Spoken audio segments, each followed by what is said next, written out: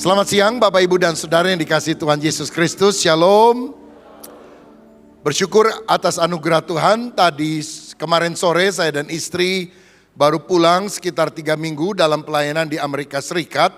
Cukup banyak kota dan pelayanan yang cukup padat yang saya harus lakukan. Mengunjungi beberapa gereja di Atlanta, Georgia. Kemudian mengikuti sebuah international meeting dengan Church of God yang merupakan mitra dari GBI di Cleveland, Tennessee selama beberapa hari. Kemudian saya terbang ke Los Angeles untuk memimpin sidang para pendeta GBI se-Amerika Serikat dan Kanada. Lalu setelah itu saya terbang lagi ke San Francisco untuk khotbah di beberapa gereja yang ada di sana. Kemudian sebelum kembali ke tanah air saya ke Jepang 2 hari karena ada meeting juga dengan ketua dari Beyond Success, yaitu sebuah program yang dilakukan oleh John Maxwell Leadership Institute, di mana kita juga akan melakukan bagi jemaat ini dan juga bagi GBI seluruh Indonesia. Dan saya juga ketemu dengan hamba Tuhan orang-orang Jepang karena kita GBI baru saja beberapa waktu lalu membuka sebuah gereja Bethel Indonesia di kota Tokyo, dan kita menggunakan tempat yang dimiliki oleh Church of God yang merupakan gereja mitra kita di Amerika Serikat. Jemaat baru dirintis, mulai bertumbuh. Kalau satu kali saudara pergi ke Jepang di daerah Shibuya, ada ibadah untuk orang-orang Indonesia di sana. Oleh anugerah Tuhan, GBI sekarang sudah ada 27 negara dunia, di 5 benua termasuk Afrika, 7.000 gereja lokal yang ada, dan lebih dari 3 juta orang. Saya percaya ini adalah karya Roh Kudus bagi gereja kita semuanya. Dan kalau Tuhan berkenan pada bulan September yang akan datang, lebih kurang 10-11 hari, saya akan mengajak saudara-saudara yang ingin ikut dalam satu tour rombongan kira-kira 20 orang, 10 couples. Sekarang sudah ada 5 couples yang daftar.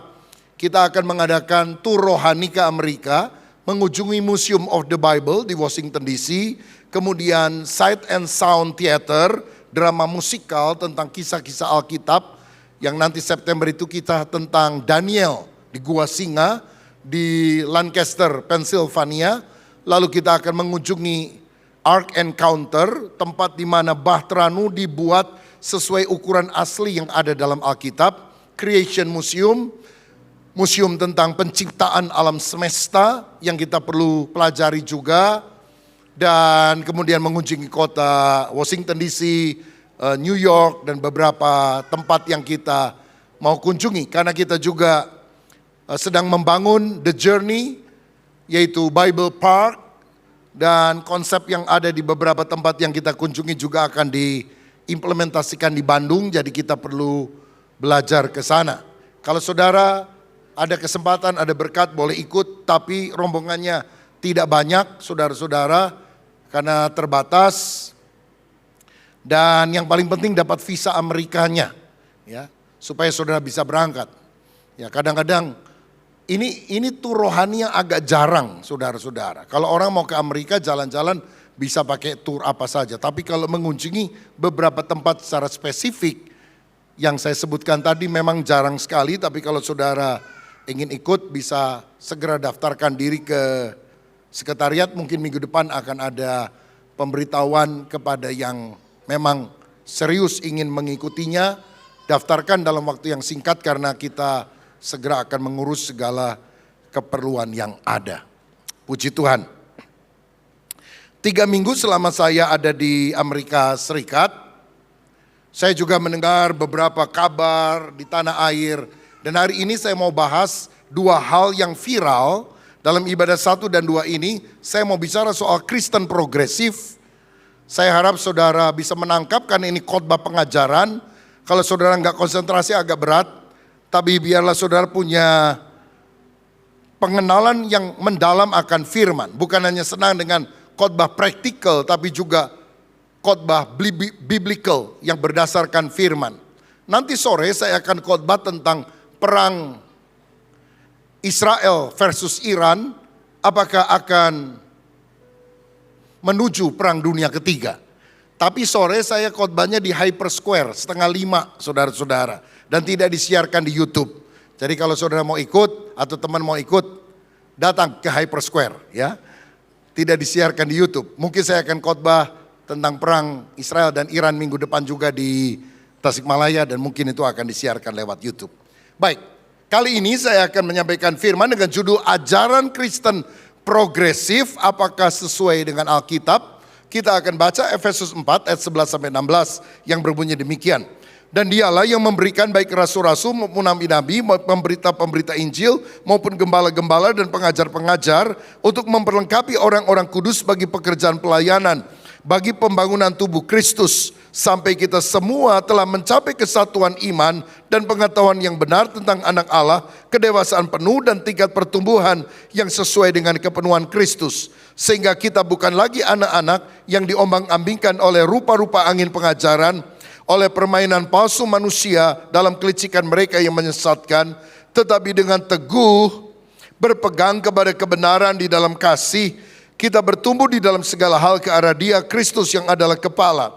Daripadanya lah seluruh tubuh yang rapi tersusun dan diikat menjadi satu oleh pelayanan semua bagiannya, sesuai dengan kadar pekerjaan tiap-tiap anggota, menerima pertumbuhannya dan membangun dirinya dalam kasih. Amin. Saudara, kita sedang hidup pada akhir zaman dan Alkitab menubuatkan akan muncul banyak mesias palsu, pengajar palsu, nabi-nabi palsu. Berbagai angin pengajaran bertiup terutama melalui sosial media.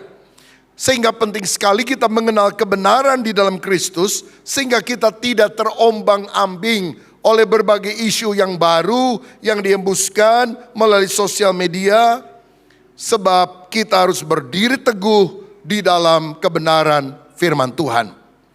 Nah, di dalam beberapa minggu yang lalu muncul sebuah istilah yang tiba-tiba menjadi viral, Kristen progresif. Dan ini muncul menjadi viral karena pernyataan seorang YouTuber atau TikToker Kristen yang intinya antara lain, tidak mungkin orang baik masuk neraka kalau dia tidak percaya kepada Yesus. Artinya nggak percaya Yesus, kalau dia berbuat baik bisa masuk surga. Keselamatan untuk semua umat manusia. Alkitab mengandung kesalahan karena ada kontradiksi di dalamnya. Neraka itu tidak ada dan orang tidak harus ke gereja untuk membuktikan dia Kristen sejati. Yang penting adalah sikap hatinya. Ini baru beberapa hal yang dimunculkan dan kemudian menjadi heboh. Apa yang dimaksudkan dengan Kristen progresif? Nah, sebetulnya saudara, menurut Kamus Besar Bahasa Indonesia, progresif itu maknanya positif, yaitu berkembang ke arah kemajuan, berhaluan ke arah perbaikan dari keadaan sekarang. Maka semestinya hidup kita progresif, tidak hanya mempertahankan status quo tetapi kemudian tetap mengalami kemajuan. Bahkan Yesus adalah tokoh progresif pada zamannya. Karena ahli Taurat, orang-orang Farisi sudah punya keyakinan dan pakem-pakem mereka yang ternyata ketika diterangi oleh pengajaran Yesus, banyak kali penafsiran ahli Taurat itu tidak cocok dengan apa yang dimaksudkan oleh Allah sendiri. Pada abad ke-16 ada seorang reformator gereja namanya Martin Luther yang menempelkan 95 dalil memprotes apa yang selama ini dilakukan oleh gereja pada waktu itu, gereja Roma Katolik. Dan dia mengkritisi bahwa keyakinan bahwa orang dibenarkan karena amal, karena perbuatan. Karena dia percaya Roma 1 ayat 17 yang berkata orang benar akan hidup oleh iman. Jadi keselamatan bukan karena perbuatan baik tetapi karena iman kepada Kristus. Sola fide hanya oleh iman, sola gratia hanya anugerah, sola scriptura hanya Alkitab yang menjadi patokan, solus Christus hanya Kristus pedoman kehidupan kita, soli deo gloria segala kemuliaan bagi Allah. Dan itulah 5 dasar dari gereja reformasi yang dikenal juga sebagai gereja Protestan. Martin Luther juga berkata bahwa gereja seharusnya diperbaharui dari waktu ke waktu oleh firman Tuhan. Tidak stuck, tetapi terus mengikuti perkembangan dalam terang firman Tuhan.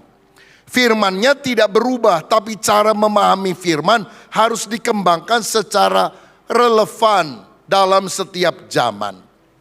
Tetapi perkembangan pemahaman kita terhadap firman tentu ada parameternya, sehingga tidak kebablasan, tidak offside. Dan untuk itu kita harus memperhatikan juga banyak penafsiran yang telah muncul dalam sejarah gereja, konsili-konsili gereja, dan terutama kebenaran Alkitab, karena tidak boleh Alkitab ditafsirkan menurut kemauan kita. Karena ilham Roh Kuduslah yang menyebabkan Alkitab itu kita miliki sekarang. Nah, saudara-saudara, Kristen progresif atau progressive Christianity sebetulnya terkait dengan teologi liberal yang sudah muncul sebelumnya. Dan sekarang pada masa postmodernism, hal ini mulai tampil dalam jubah baru namanya Kristen progresif. Tokoh-tokohnya beberapa teolog dari Amerika, misalnya Roger Wolsey, Richard Rohr, dan nama-nama yang lain. Nggak terlalu dikenal sebetulnya, tapi ketika ada seorang YouTuber mulai memunculkan dengan idenya yang kontroversial, maka menjadi viral di Indonesia. Ciri daripada orang-orang dalam kelompok postmodernisme adalah relativisme. Artinya begini, semuanya relatif, tidak ada kebenaran yang mutlak. Yang benar menurut Anda belum tentu benar menurut saya. Tapi yang benar menurut saya juga belum tentu benar menurut Anda. Dan kalau kita bilang Alkitab adalah sumber atau standar kebenaran, maka orang akan menyangka itu kan menurut Anda, tapi menurut saya berbeda. Yesus satu-satunya jalan keselamatan, itu kan menurut Anda, tapi menurut saya ada jalan yang lain. Sehingga semuanya adalah relatif. Dan kita perlu paham bahwa Kristen progresif ini berakar pada teologi liberal yang menekankan supremasi akal. Ya, kita terhubung dengan zaman Enlightenment, Aufklärung, di mana akal budi menjadi tolok ukur untuk mengukur segalanya, termasuk membedah Alkitab apakah masuk akal atau tidak masuk akal. Misalnya para teolog liberal tidak percaya mujizat, tidak percaya ada banyak hal-hal yang tidak logis menurut mereka yang dicatat di dalam Bible. Contohnya, kita percaya bahwa Yesus pernah membuat mujizat 5 roti 2 ikan mengenyangkan 5.000 orang, sisanya 12 bakul. Saudara percaya itu peristiwa yang sejarah yang pernah betul-betul terjadi? Nah, tetapi teolog liberal berkata begini, sebetulnya ini bukan mujizat, karena orang Yahudi tahu kalau Yesus khotbahnya cukup panjang. Sehingga mereka waktu datang mendengar khotbah Yesus, bawa makanan masing-masing. Cuma namanya Yahudi, pelitnya luar biasa. Mereka tidak mau berbagi kepada orang lain. Sampai ada seorang anak kecil memberikan 5 roti 2 ikan kepada Yesus. Dan Yesus mengangkat itu dan dia kira-kira bilang gini, lihat nih anak kecil aja mau kasih makanan buat saya. Masa kamu pelitnya luar biasa. Malu hatilah mereka. Lalu mereka membuka perbekalannya masing-masing. Memberikan kepada kanan kirinya. Semua makan kenyang. Bahkan ada lebihnya, sisa 12 bakul. Jadi pelajaran moralnya adalah mari kita berbagi kepada sesama. Jangan egois, tapi suka menolong orang lain. Ini kan pengajaran yang bagus. Tapi ada satu yang ditolak. Mereka tidak percaya mujizat. Kalau dikatakan di dalam Alkitab, Yesus berjalan di atas air, meneduhkan gelora laut. Sebetulnya Yesus tidak jalan sungguh-sungguh di atas air. Dia jalan di pinggir pantai. Tapi karena para murid terlalu mengagung-agungkan dia, maka seakan-akan Yesus jalan di atas air. Dan ketika mereka melihat Yesus, badai itu diredakan oleh Tuhan. Kalau dikatakan Yesus bangkit dari antara orang mati, seorang teolog liberal berkata, Yesus sebetulnya mati dan tidak pernah bangkit seperti manusia yang lain. Kalau disebut Yesus bangkit, Yesus historisnya tidak bangkit. Tetapi ajarannya yang bangkit, ajarannya yang hidup. Pendek kata mereka tidak percaya kepada mujizat. Begitu juga mereka percaya kepada demitologisasi. Artinya begini, dalam Alkitab ada banyak mitos-mitos. Kisah-kisah yang gak sungguh-sungguh nyata. Kalau di Jawa Barat, kisah Sangkuriang dengan Gunung Tangkuban Perahu. Gunungnya betul-betul ada, tapi bagaimana itu tercipta, ada legenda Sangkuriang. Maka legendanya tentu kita tidak boleh percaya. Walaupun kita percaya gunungnya benar-benar ada. Mereka bilang begini, kalau memahami ayat kitab suci itu seperti orang makan kacang. Buang kulitnya, makan isinya. Jangan makan kacang sama kulit-kulitnya. Apa itu kulit? Mujizat. Apa itu kulit? Mitos. Buang. Gak usah percaya kepada hal yang tidak masuk akal. Intinya saja yang kita percaya. Nah saudara-saudara, dari pandangan liberal ini muncul sekarang ini pandangan postmodernisme, dan salah satu cabangnya adalah Kristen progressive Christianity. Nah kelompok Kristen progresif, saya singkat KP Kristen progresif, adalah kelompok yang secara kritis mempertanyakan penafsiran tradisional atas Alkitab. Misalnya kita percaya bahwa Alkitab firman Allah yang tidak bisa salah. Mereka bilang apa benar? Kan banyak kontradiksi di dalam Alkitab katanya. Yesus satu-satunya jalan, apa benar? Apa agama lain juga tidak bisa membawa orang masuk ke sorga? Jadi apa yang kepercayaan mendasar dalam iman Kristen mulai diragukan, mulai digugat. Mereka bilang kami progresif, kami berkembang pemikirannya, tidak mau mengikuti pandangan tradisional yang sudah diterima selama berabad-abad. Kristen progresif juga adalah kelompok yang menerima keberagaman manusia, termasuk orientasi seksualnya. Mereka menerima kelompok LGBTQ, lesbian, gay, biseksual, transgender, queer. Saudara-saudara, mereka percaya kepada teori evolusi dan tidak percaya kepada creationism, yaitu catatan Alkitab bahwa Allah yang menciptakan alam semesta di dalam 6 hari. Mereka menekankan keadilan kepada orang-orang yang tertindas dan lebih mengarah pada social gospel, Injil secara sosial untuk mengangkat mereka yang miskin, yang tertindas. Dan kelompok yang paling disasar melalui Kristen progresif ini adalah generasi muda. Kalau saudara sudah puluhan tahun jadi orang Kristen, mendengar khotbah berkali-kali, keselamatan hanya dalam Yesus, keselamatan bukan karena berbuat baik, tapi karena iman, akar iman kita lebih kokoh. Tapi banyak anak-anak remaja, generasi muda yang tidak terlalu paham akan hal itu.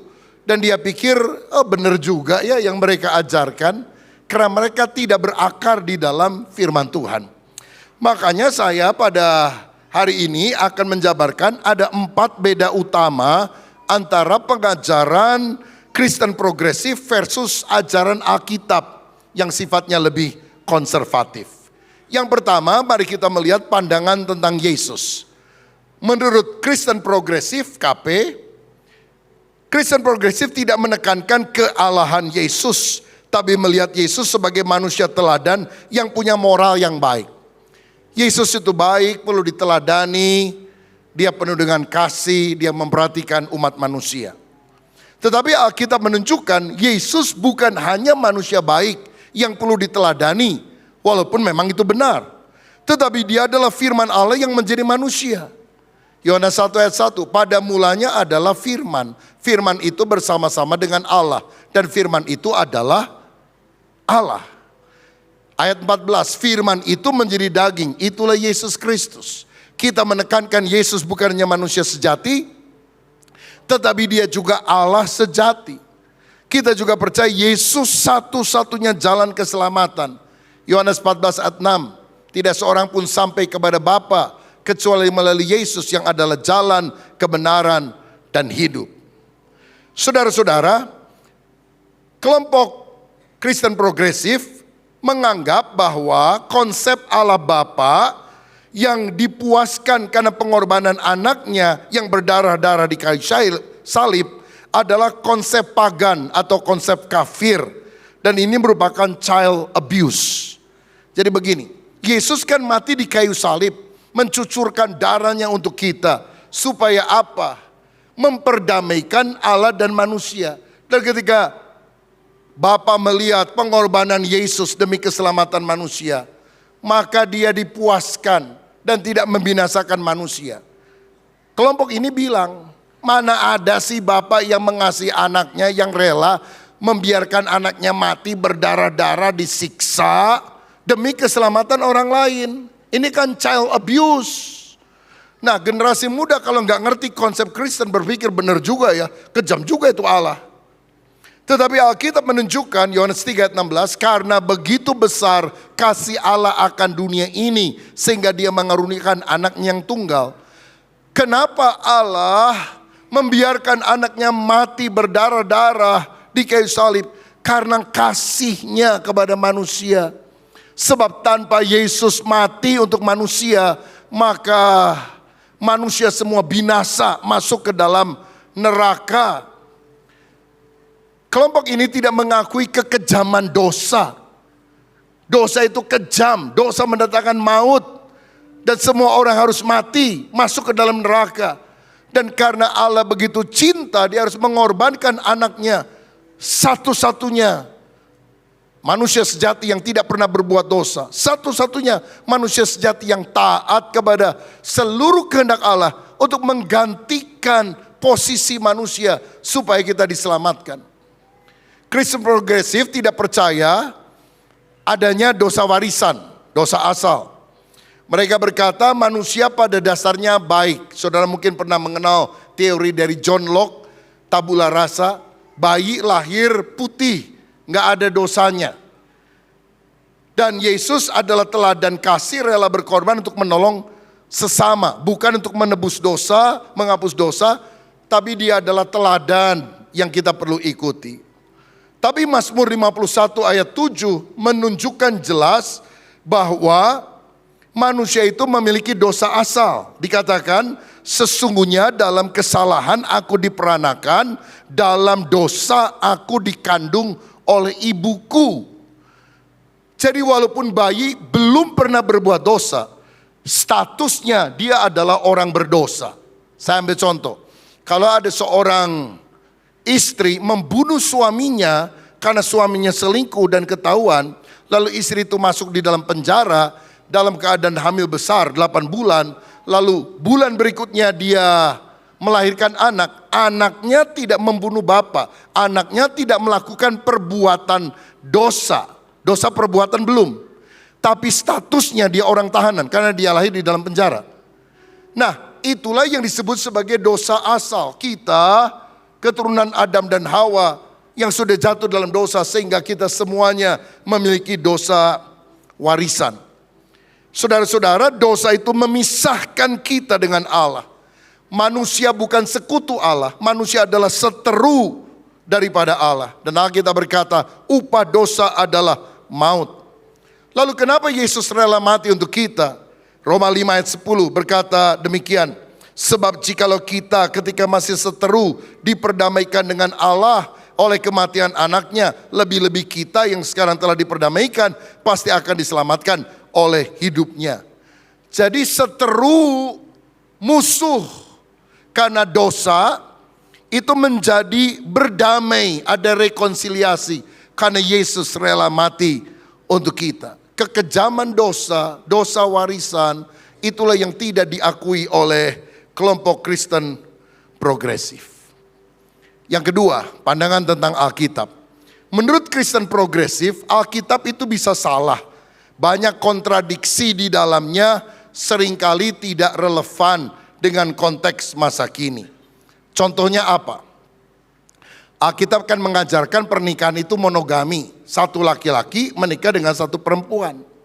Tapi tuh, coba lihat tokoh-tokoh yang dipakai Tuhan dalam Alkitab. Bininya lebih dari satu, Abraham istrinya lebih dari satu, Daud istrinya ada 8, apalagi Salomo bininya 1000, saudara, 700 istri, 300 orang gundik.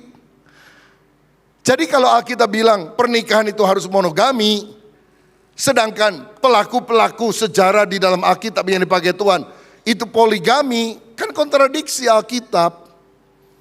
Nah disinilah saudara kesalahpahaman itu muncul. Karena di dalam Alkitab itu ada yang sifatnya informasi, catatan sejarah, tapi ada yang sifatnya ajaran. Jadi Alkitab memang berisi informasi bahwa Daud istrinya 8, Salomo anaknya, istrinya 1000.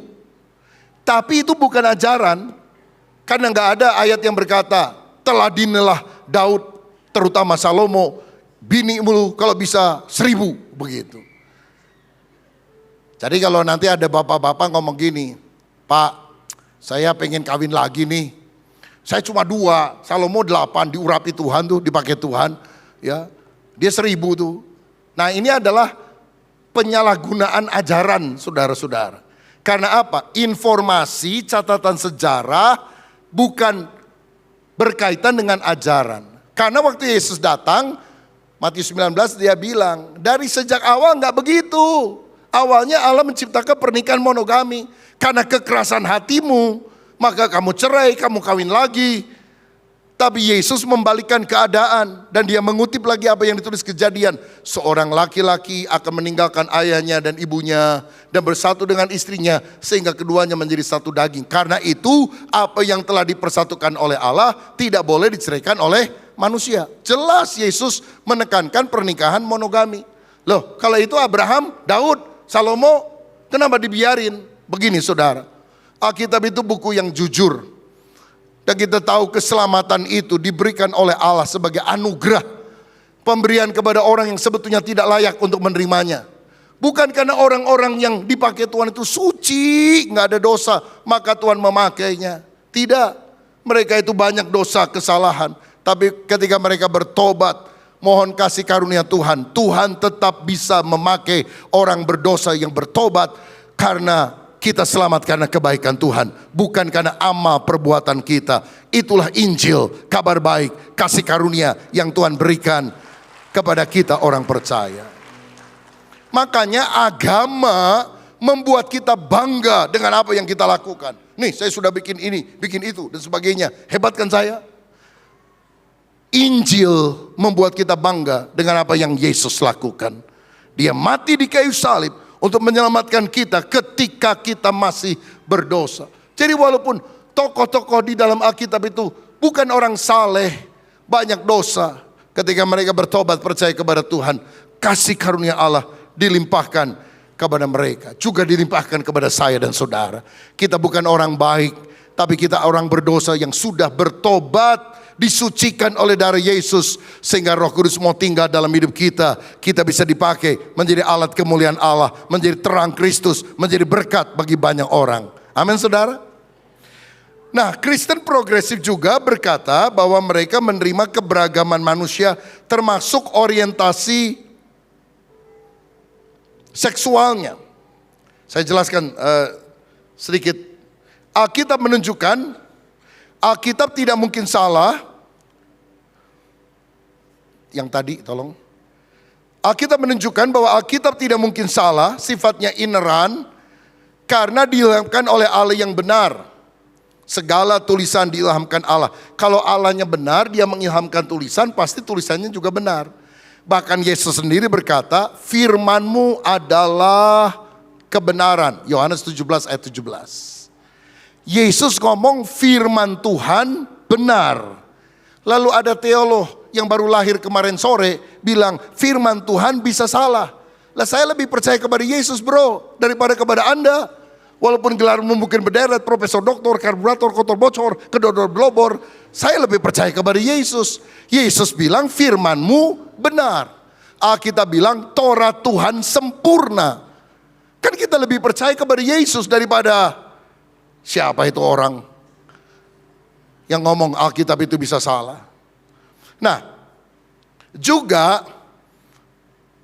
kelompok ini menerima keragaman manusia termasuk orientasi seksualnya LGBTQ. Saudara, Alkitab menunjukkan pernikahan itu monogami. Satu laki-laki, satu perempuan. Allah memberikan Adam dan Hawa sebagai pasangan suami istri. Adam and Eve, not Adam and Steve. Adam dan Hawa bukan Adam dan Hendra, saudara. Sekarang ini banyak gereja di Amerika, di Eropa yang pecah. Kenapa? Masalah isu LGBT. Karena ada kelompok yang setuju pernikahan sejenis, ada kelompok yang tidak setuju pernikahan sejenis. Pecah.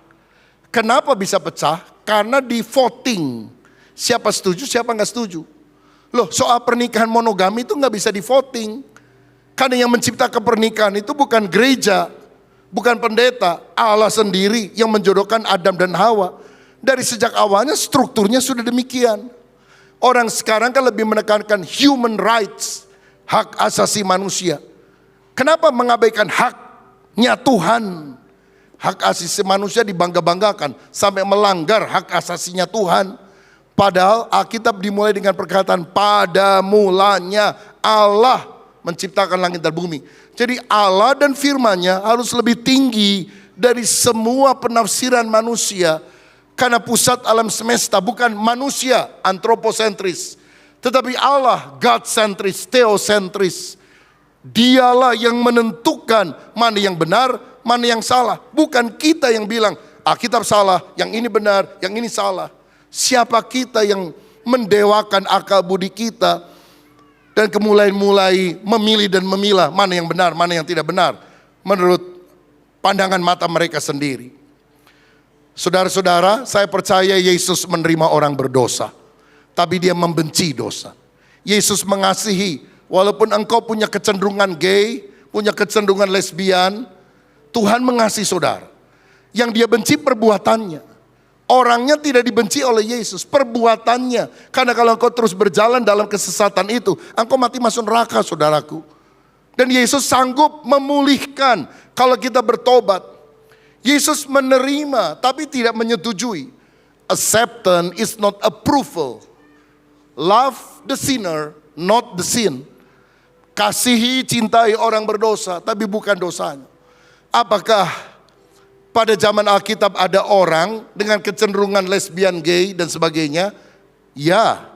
Coba lihat 1 Korintus 6 ayat 9 sampai 11. Dan bagaimana sikap Alkitab, sikap Allah terhadap hal ini? Atau tidak tahukah kamu bahwa orang-orang yang tidak adil tidak akan mendapat bagian dalam kerajaan Allah? Janganlah sesat, orang cabul, penyembah berhala, orang berzina, banci, orang pemburit. Orang pemburit artinya orang yang melakukan hubungan seksual melalui anus. Ini disebut sebagai kelompok homoseksual. Pencuri, orang kikir, pemabuk, pemfitnah dan penipu tidak akan mendapat bagian dalam kerajaan Allah. Ini Alkitabnya jelas, saudara-saudara. Banci, pemburit tidak masuk kerajaan Allah. Ayat 11. Dan beberapa orang di antara kamu demikianlah dahulu. Jadi dalam jemaat Korintus ada yang banci, ada yang homoseksual, lesbian. Ada yang seperti itu. Tetapi kamu telah memberi dirimu disucikan. Kamu telah dikuduskan. Kamu telah dibenarkan dalam nama Tuhan Yesus Kristus dan dalam roh Allah kita. Orang seperti itu pun masih ada masa depannya. Karena Injil adalah kabar baik. Kalau engkau bertobat, memberimu disucikan, dikuduskan, dibenarkan dalam nama Tuhan Yesus, lahir baru, taat pada pimpinan roh Allah, engkau menjadi ciptaan yang baru. Yang lama sudah berlalu, sesungguhnya yang baru sudah datang. Itulah karya Kristus yang bisa mengubah kehidupan manusia. Hari ini di gereja kita di Jakarta, di salah satu tempat ada seorang pembicara yang diundang untuk menyampaikan firman. Dia transgender, saudara. Laki-laki jadi perempuan. Karena dia rasa dirinya perempuan. Dan sudah mengubah aksesorisnya. Jadi laki jadi perempuan. Tapi kemudian dia bertobat, dia sadar itu salah. Dan dia melakukan tindakan radikal. Dia balikin lagi, saudara. Jadi sekarang laki-laki, begitu. Saya pikir nanti kapan waktu kita undang kesaksian di Bandung ya. Jadi ada laki berubah jadi cewek, sekarang berubah jadi laki-laki. Ikut sekolah penginjil di Seminari Betel Petamburan, jadi penginjil dan menjangkau orang-orang supaya mereka berbalik kepada Tuhan. Saya percaya dalam Yesus ada pemulihan. Bagi Allah tidak ada yang mustahil. Nah jadi kalau ada orang bilang gak apa-apa, kamu ada kecenderungan gak apa-apa. Daripada kawin laki sama perempuan berantem melulu, lebih baik cewek sama cewek. Laki sama laki asal kasih, karena God is love, Allah itu penuh kasih. Jadi Nggak apa-apa sesama jenis Allah asal penuh dengan kasih. Daripada suami istri, laki perempuan berantem melulu. Mereka mulai memelintir ayat Alkitab menurut pemikiran logika manusia. Next slide. Berikutnya pandangan tentang keselamatan, ini yang ketiga. Kristen progresif menekankan ajaran moral, bagaimana kita menjadi orang baik agar selamat. Ajaran moral supaya kita menjadi lebih baik, bagus. Tapi kalau itu menjadi dasar untuk keselamatan, disitulah kesesatannya. Mereka juga percaya bahwa manusia akan dihakimi menurut hati nuraninya.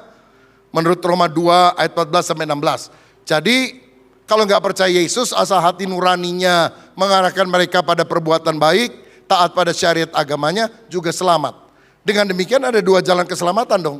Pertama, melalui Yesus. Kedua, melalui hati nurani. Bagaimana pandangan Alkitab? Alkitab menunjukkan perbuatan baik adalah buah atau bukti nyata dari orang yang sudah diselamatkan. Hati yang bertobat hanya Tuhan yang lihat, tapi buah pertobatan harus bisa dilihat oleh orang lain. Karena iman tanpa perbuatan baik pada dasarnya adalah mati. Coba lihat Titus 3 ayat yang kelima. Berkata demikian, Titus 3 ayat yang kelima. Pada waktu itu dia telah menyelamatkan kita, bukan karena perbuatan baik yang telah kita lakukan, bukan karena perbuatan baik yang telah kita lakukan, tetapi karena rahmat-Nya oleh permandian kelahiran kembali dan oleh pembaruan yang dikerjakan oleh Roh Kudus. Kita selamat bukan karena perbuatan baik, tapi kelahiran baru waktu kita percaya kepada Yesus Kristus karena karya Roh Kudus dalam hidup kita. Nah saudara-saudara, keselamatan adalah kasih karunia yang diterima dengan iman. Kebaikan itu adalah buahnya, buktinya. Sebab karena kasih karunia kamu diselamatkan oleh iman, itu bukan hasil usahamu, tapi pemberian Allah. Itu bukan hasil pekerjaanmu. Jangan ada orang memegahkan diri. Karena kita ini buatan Allah, diciptakan dalam Kristus Yesus untuk melakukan perbuatan baik. Jadi beriman, selamat, buahnya perbuatan baik. Karena kalau mengandalkan perbuatan baik, nggak mungkin kita bisa selamat. Yesaya 64 ayat yang ke-6 berkata bahwa kesalehan kita, kebaikan kita seperti kain kotor di hadapan Tuhan. Kain kotor kok dibangga-banggakan? Seakan-akan dengan kain kotor itu kita bisa menyenangkan hati Tuhan. Mana bisa? Hanya darah Yesus yang menyucikan, bukan karena amal perbuatan baik kita. Nah, bagaimana dengan hati nurani? Apakah akan menjadi jalan keselamatan? Nah, saya perlu kasih tahu bahwa kita bukan Tuhan. Yang menentukan orang masuk surga atau masuk neraka bukan kita, tapi Tuhan. Kan di YouTube sekarang banyak pemegang kunci surga rasanya. Masuk neraka, masuk surga, masuk neraka, masuk surga. Emang kita siapa? Yang nentuin surga neraka kan Tuhan. Tapi kalau kita lihat di dalam Alkitab, Roma 2 itu, hukum hati nurani itu ada di dalam hati manusia juga yang belum mengenal Injil. Tapi hati nurani itu, lihat konteksnya, mengarahkan kita pada hukum Taurat. Jadi hati nurani tidak langsung membawa kita pada keselamatan. Karena penyataan Allah itu ada dua, general revelation, special revelation. Pernyataan umum, Allah menyatakan diri lewat ciptaannya termasuk hati nurani manusia. Tapi ada penyataan khusus, Allah menyatakan pribadinya melalui Yesus dan melalui Alkitab. Penyataan umum membuat kita sadar Allah itu ada, tapi nggak menyelamatkan. Penyataan khusus dalam Kristus melalui Alkitab, itu membuat kita bukan cuma sadar, tapi membuat kita memiliki hubungan persekutuan yang baik dengan Allah sehingga kita diselamatkan. Hati nurani bagian dari penyataan umum. Tidak mengarahkan orang langsung pada keselamatan. Mengarahkan kemana? Pada hukum Taurat. Pertanyaannya, apakah hukum Taurat itu menyelamatkan? Galatia pasal yang ketiga ayat 11 berkata, sebab tidak ada orang yang dibenarkan kalau melakukan hukum Taurat.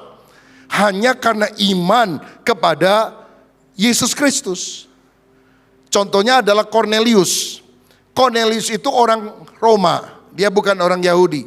Saleh, banyak beramal, berdoa. Sampai satu kali Tuhan, malaikat datang dan bilang, Tuhan melihat kesalehanmu. Karena itu panggil Petrus dan dia akan menjelaskan Injil kepada kamu. Jadi Petrusnya dipanggil, memberitakan Injil, orangnya terima firman, penuh Roh Kudus dan dibaptis. Selamat. Jadi kesalehan karena hati nurani tidak langsung mengarahkan pada keselamatan. Memberikan kesempatan keselamatan, iya. Tapi orang itu tetap harus berkata, ya aku mau percaya kepada Yesus. Seperti Cornelius, baru dia diselamatkan. Nah saudara, Kristen progresif ini terkait dengan pandangan inklusivisme. Pertanyaan dasarnya adalah gini, apakah Yesus satu-satunya jalan keselamatan atau bukan? Ada 3 pandangan. Pertama, pluralisme. Mengatakan tidak ada kebenaran mutlak, semua relatif, Yesus hanya salah satu jalan. Banyak jalan menuju Roma, banyak jalan menuju Allah. Semua agama bisa menyelamatkan asal orangnya taat. Kalau dia menjadi pengikut Kristen yang saleh, Islam yang saleh, Buddha yang saleh, Hindu yang saleh atau agama yang apapun, masing-masing bisa selamat sesuai dengan ajarannya masing-masing. Itu pluralisme. Yang kedua adalah eksklusivisme. Yesus itu satu-satunya jalan keselamatan. Nah, kalau dalam Kristen, dasarnya Alkitab, kita percaya kedua. Akulah jalan, kebenaran, dan hidup. Tidak seorang pun sampai kepada Bapa kecuali melalui aku. Di bawah kolong langit ini tidak ada nama lain yang olehnya manusia bisa diselamatkan. Kecuali dalam nama Yesus. Karena Yesus adalah juru selamat dunia. Yang ketiga ini bahaya ini saudara. Yang sekarang ini mulai menelisik, menyelusup ke berbagai ajaran-ajaran termasuk di Indonesia. Inklusivisme. Ya, kalau banyak jalan, enggak, satu jalan gampang membedakan, 1 dan 2 gampang membedakannya. Yang ketiga ini hati-hati. Orang inklusivisme berkata Yesus satu-satunya jalan. Nah, kita semua teriak amin, tapi tunggu dulu. Penjelasan belakangnya itu yang perlu dicurigai. Yesus satu-satunya jalan, tapi dalam setiap agama itu ada hidden Christ, unknown Christ, Kristus yang tersembunyi, Kristus yang tidak diketahui. Yang ternyata ketika kita melakukan syariat agama tertentu, maka sebetulnya kita percaya kepada Yesus, walaupun istilah Yesus tidak dikenal di dalam agama itu. Nah, ini ada teologi yang namanya disebut sebagai cosmic Christ. Jadi begini, waktu Yesus mati di kayu salib, dia menyelamatkan seluruh alam semesta. Bahasa Yunaninya kosmos. Seluruh alam semesta selamat pada waktu Yesus mati di salib. Kalau Yesus nggak mati di salib, alam semesta tidak akan diselamatkan. Tapi dampak karya Yesus tidak hanya kepada orang Kristen, tidak hanya kepada orang percaya Yesus. Dampaknya itu kepada seluruh kosmos, kosmik, seluruh alam semesta. Berarti karena kematian Yesus, umat beragama lain pun selamat. Bahkan ateis pun yang gak percaya Allah itu ada. Karena Yesus sudah mati. Karena Yesus mati di kayu salib, otomatis seluruh manusia diselamatkan. Ini bahaya nih ajaran. Alkitab menunjukkan keselamatan ditawarkan secara inklusif kepada semua orang. Tidak hanya kepada orang pilihan saja. Karena begitu besar kasih Allah akan dunia ini. Tapi tidak otomatis semua orang selamat. Karena orang harus menerima Yesus secara pribadi. Karena keselamatan secara eksklusif hanya ada di dalam Yesus Kristus. Bagi beberapa yang agak berat menerima pengajaran ini, nanti dengarkan beberapa kali video ini saudara. Supaya saudara lebih meresap. Karena kalau khotbah mengasihi, mengampuni, harus setia sama Tuhan. Semuanya gampang, bisa terima. Ya, semua pendeta bisa khotbah. Yang begini mesti belajar teologi. Kalau saudara lebih mau mendalam, jadi mahasiswa STT Karisma, saudara. Supaya ngerti, bisa membedakan mana yang benar, mana yang salah. Kalau ada pengajaran yang kelihatannya kata-kata yang bagus, penampilan menarik, tapi ada yang miring-miring, ini alarmnya bunyi, tet, karena nggak ada yang baru di atas muka bumi. Ini pengajaran ini juga Kristen progresif bukan baru. Dari dulu juga ada, cuma jubahnya aja yang baru. Sampulnya aja yang baru. Dari dulu juga ada, saudara-saudara. Menurut pandangan inklusivisme, Allah berinkarnasi dalam Yesus. Itu kan menurut Kristen. Allah jadi manusia dalam diri Yesus menurut Kristen. Tapi menurut mereka Allah juga berinkarnasi dalam semua agama dan kebudayaan. Jadi yang selamat bukan hanya yang percaya Yesus saja, tapi yang sungguh mentaati ritual agamanya masing-masing. Jika demikian, buat apa misi Kristen dilakukan? Buat apa kita menunaikan amanat agung, pergilah jadikan semua bangsa muridku, semua agama bisa menyelamatkan? Tidak ada yang eksklusif dalam Kristus. Dalam masyarakat majemuk kita harus saling menghargai. Miliki toleransi di antara umat beragama. Tidak memaksakan kepercayaan kepada orang lain. Tapi bukan toleransi agama. Gini ya, toleransi di antara umat beragama, bukan toleransi agama. Karena toleransi agama adalah sinkretisme. Dan kita tidak boleh melakukan pencampur adukan agama. Kalau Islam percaya jalan keselamatan dengan cara A, kita menghormati mereka. Walaupun kita bilang, saya percaya hanya melalui Yesus. Bagimu agamamu, bagiku agamaku. Kira-kira kan seperti itu, saudara. Tapi kita tidak mencampur keadukan agama. Makanya, yang Kristen gak usah ke Islam-Islaman, yang Islam gak usah ke Kristen-Kristenan.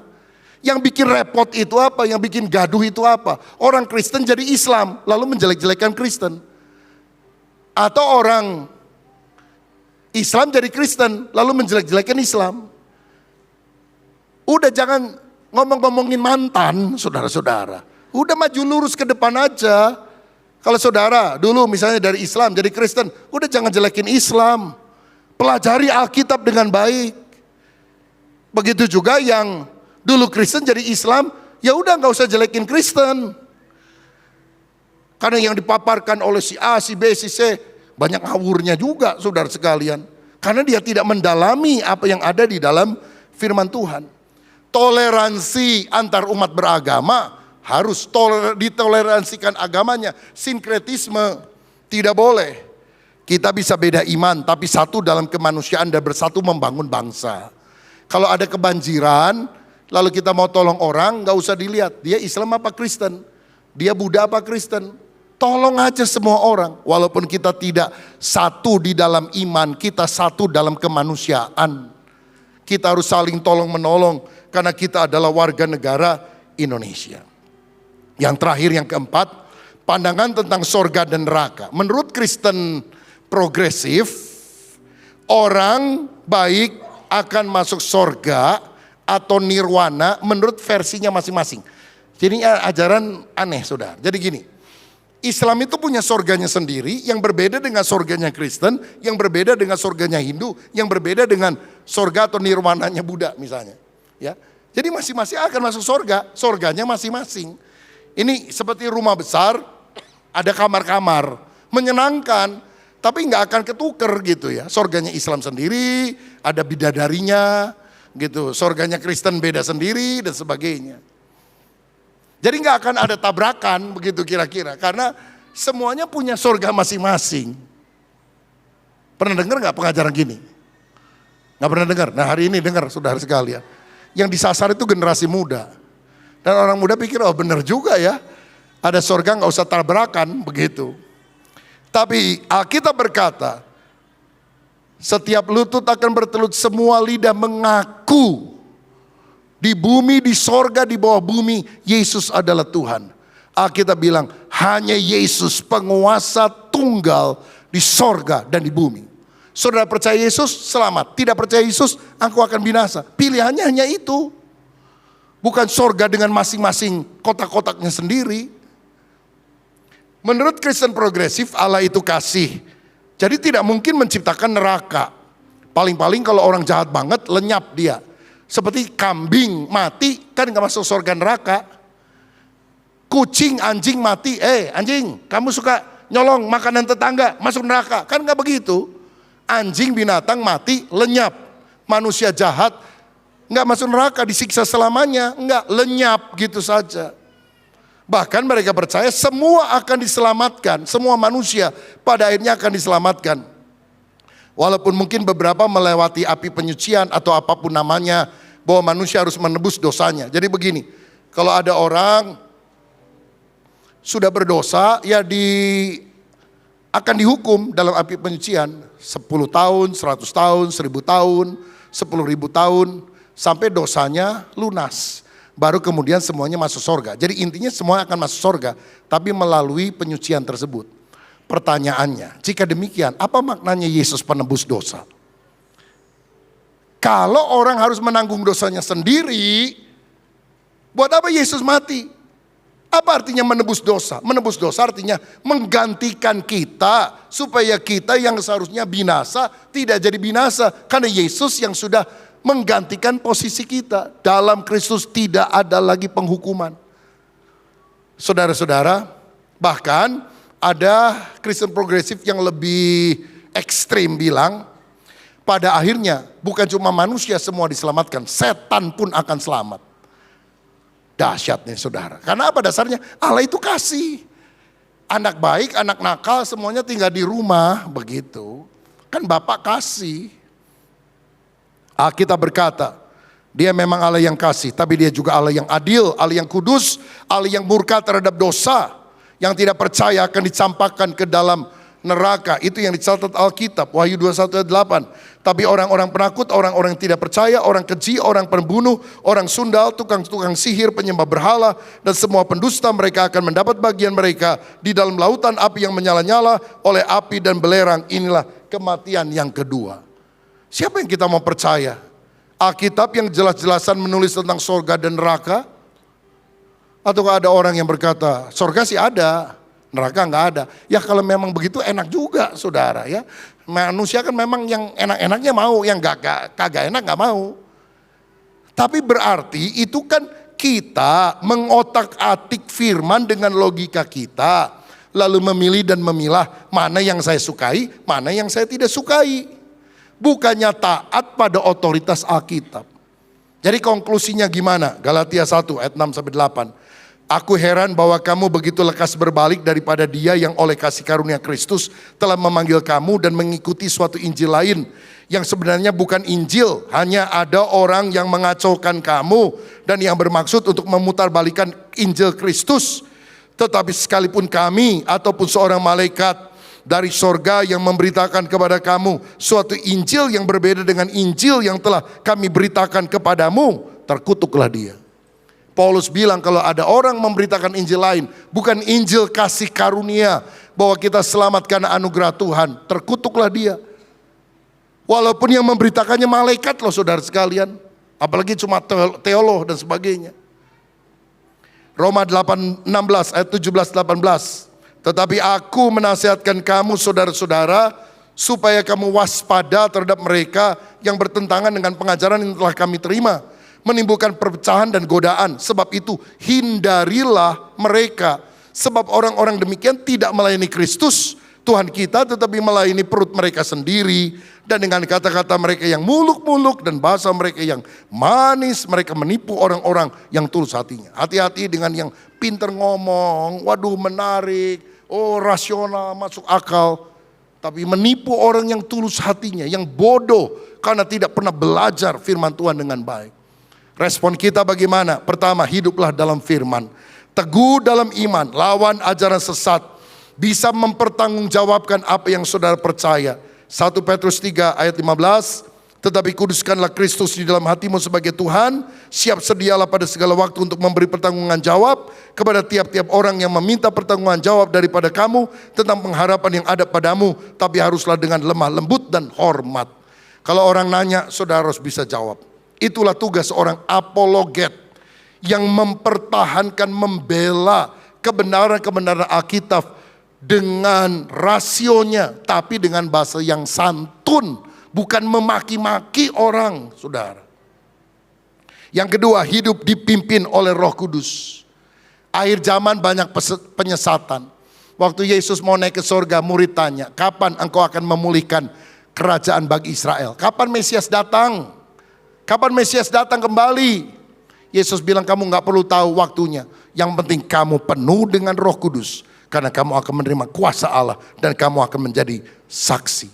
Berdiri teguh pada firman, penuh dengan Roh Kudus, menjelang kedatangan Tuhan kali kedua. Biar roh kita menyala-nyala, tanda-tanda Tuhan sudah begitu nyata.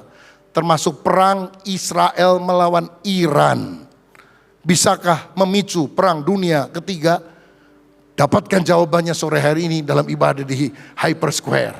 Ya, saudara yang nggak pernah ke sana 4:30 nanti datang, ya, nggak akan ada di YouTube, saudara. Saya berdoa supaya kita semua diperlengkapi dengan kebenaran firman, sehingga kita tahu membedakan mana yang benar, mana yang salah, dan kita tidak terombang-ambing oleh arus pengajaran, tapi berpegang teguh kepada Kristus. Tuhan Yesus memberkati kita semuanya.